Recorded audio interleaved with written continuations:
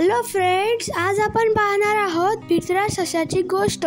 गोष्टीचं नाव आहे भित्रा ससा. तर मग या व्हिडिओला स्टार्ट करूया. एक होता ससा, तो खूप भित्रा होता.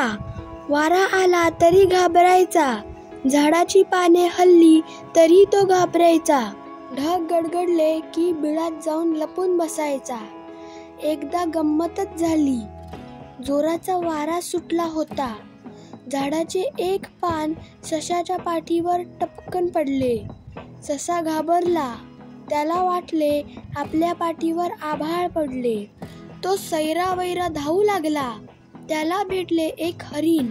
ते म्हणाले, सशा सशा, काय झाले रे, तू असा पळतोस का?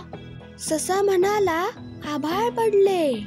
ते ऐकून हरिण घाबरले. सशा बरोबर तेही पळू लागले.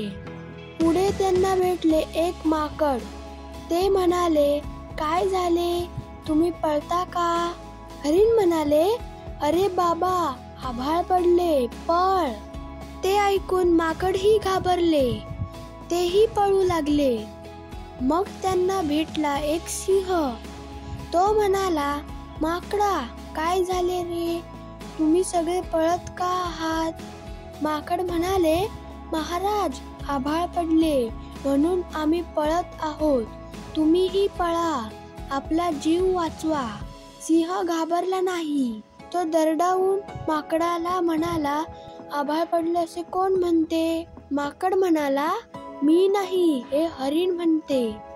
हरिण म्हणाले, मी नाही, असे ससा म्हणतो. ससा म्हणाला, होय महाराज, माझ्या पाठीवर आभाळ पडले. सिंह सशाला म्हणाला, तुझ्या पाठीवर आभाळ पडले ना, मग मला दाखव बरं. सशाने मागे वळून पाहिले, पण आभाळ कुठेच दिसेना.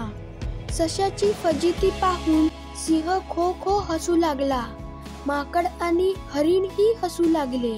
त्यांचे हसणे ऐकून ससा आणखीनच घाबरला.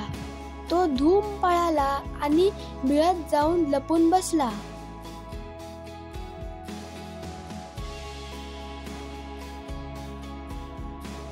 तर फ्रेंड्स, या गोष्टीतून आपण शिकलो की स्वतः खात्री केल्याशिवाय इतरांनी सांगितलेल्या गोष्टीवर कधीही विश्वास ठेवू नये. तर फ्रेंड्स, तुम्हाला हा व्हिडिओ आवडला असेल तर या व्हिडिओला लाईक करा, शेअर करा आणि चॅनलला सबस्क्राईब करायला विसरू नका. Thank you friends and bye bye.